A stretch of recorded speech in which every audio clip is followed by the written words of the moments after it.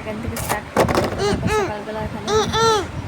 সকালবেলা এখানে আমি রান্না করে নিয়ে ওখানে আমি চা খেতে বসেছি। আর তোমাদের দাদাভাই ছিল বাইরে, আর তোমাদের অন্তিকা ঘুমাচ্ছিল। আর আজকে আমি রান্না করেছিলাম ওল আলু চিংড়ি মাছ দিয়ে কিছু ঝোল করেছিলাম, মানে খুব কষা কষা করে।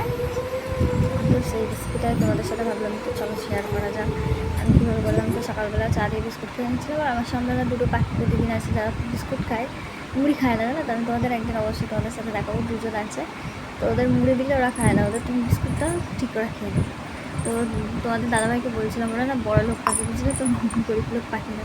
তো এখানে আমি আবার রান্না করতে চলে এসেছি। চাটা খেয়ে যে তেল গরম হতে দিয়েছিলাম, দিয়ে তো গোটা ফোড়নের মধ্যে দিয়েছিলাম গোটা জিরে, তেজপাতা আর দারচিনি, লবঙ্গ, এলাচ আর সবই দিয়েছিলাম। দিয়ে তো আলুগুলো আলাদা করে আর ভাজিনি, তো ওই গরম তেলের মধ্যে আলু আর ওইগুলো ভেজে নিয়েছিলাম।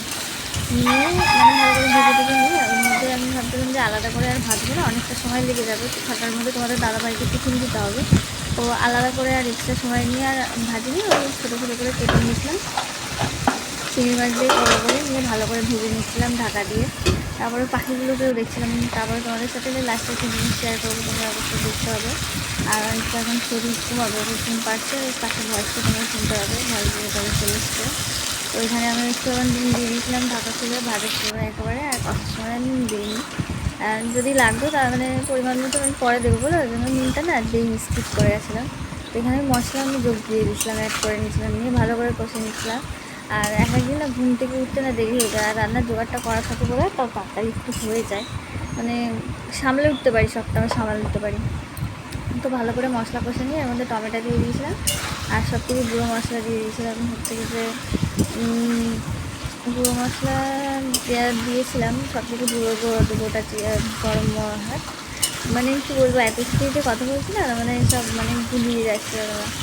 হলুদ গুঁড়ো, জিরে গুঁড়ো, ধনে গুঁড়ো দিয়েছিলাম, লঙ্কা গুঁড়ো দিয়েছিলাম। আর আমার একটা কাশ্মীরি রেড চিলি পাউডার নেই, মানে যখন মাংস টাংস হয় তখনই হয়তো নিয়ে আসা হয়, কিংবা নিয়ে আসা হয়, আমি রান্নায় যখন থাকে দিয়ে দিই, পরে আর হয় না, দেওয়া হয় না। আর কি বলতো, একটা বাচ্চা নিয়ে না ইচ্ছা করে না, পরে দোকানে যাই। তোমাদের দাদাভাই বলে যে তোমার যেটা লাগবে এগুলো তুমি নিয়ে আসো। সত্যি কথা বলতে কী বলো তুমি, আমার না যেতে ইচ্ছা করে না একদম, একার থেকে বড় কথা, মানে নিজের ইচ্ছা করে না যে যাই সারা কাজ সংসারে সামলে সারাদিন। তো সেইটুকু সময় যখন পায় না, তখন মনে হচ্ছে বসছি, ভালো লাগে না। তো এখানে আমি সব থেকে গুঁড়ো মশলা অ্যাড করে দিয়েছিলাম। তোমাদের সাথে কথা বলতে বলতে বললাম তো যে আমি খানিকক্ষণ পরে গুঁড়ো মশলা অ্যাড করে দিয়েছিলাম। খেতে জানাটা বন্ধু কত সুন্দর টেস্ট হয়েছিল, মানে খেতে একটা অসাধারণ হয়েছিল। আর ঝোল রাখিনি তো, জানো, খুব কষা কষা করে করেছিলাম, মানে মাখো মাখো করে রেখেছিলাম, মানে বেশি ঝোল রাখিনি।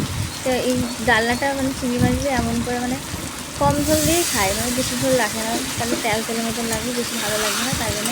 আর তোমাদের দাদাভাই না মানে সব কিছু মানে মুখে বেশি ঝোল কিংবা ঝাল কম। তারপরে দেখো কলালু মাছ দিয়ে ঝোল না, যতই তুমি রং দিয়ে করো না কেন, লাস্টে না কলালু মাছের ঝোলটা না কালারটা কেটে যায়।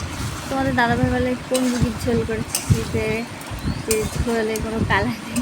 ওকে আমি বলি যে কলার ঝোলে তুমি যতই লঙ্কা গুঁড়ো দাও না কেন, দেখো না ওই হয় না, কালার ওরকমই হয়ে যায়, খেতে যায় না ভাত। তো তাই জন্য তোমার দাদাভাই বিশাল মানে মানে ছিপু মানে টিপটাপ বলতে পারো, কোনো মানে করা যাবে না ওর সাথে।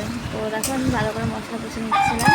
আর তোমাদের দাদাভাই তো বেরোয় বাড়ি থেকে 6টা 10-এ, আর আমার 6টার মধ্যে মানে 6টা 40-এর মধ্যে যদি রান্না হয়ে যায় তাহলে টিফিন করতে আমার 6টা বেজে যায়। তার মধ্যে যদি আবার অয়েন থেকে উঠে যায় তো ব্যাস, আর তো কোনো কথাই নেই, মাঝে মাঝে উঠেই যায়। তো যেমন আজকে উঠেছিল, আমি তো জানি না, ও তো বসে আছে, ওর পাপা ঘরে এসে বলছে রাখতে পারে বসে আছে। তো এখানে দেখো ভালো করে জল দিয়ে আমি তোমাদের সাথে কথা বললাম, মশলাটা বসিয়ে নিচ্ছি।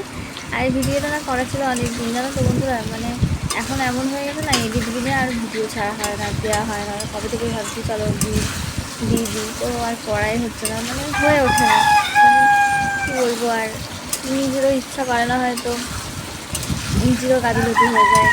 তারপরে এখানে আমি বলতে তোমাদের সাথে অল্প পরিমাণে জল ঢেলে দিয়েছিলাম, দিয়ে এবার ভালো করে ফুটতে দেবো। আর ওদিকে তোমাদের ধারাবাহিক উঠবে বলে মানে ভাত টাত সব রেডি করেছিলাম, ভাত হয়ে যায় আমার তাড়াতাড়ি করে।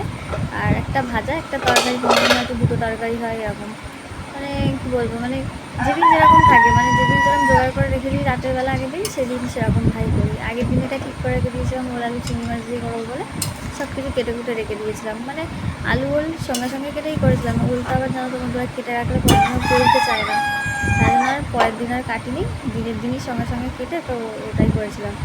তো দেখো এখানে আমার পুরো হয়ে গেছিলো বলে গরম মশলা দিয়ে একটু মেরে নিচ্ছিলাম।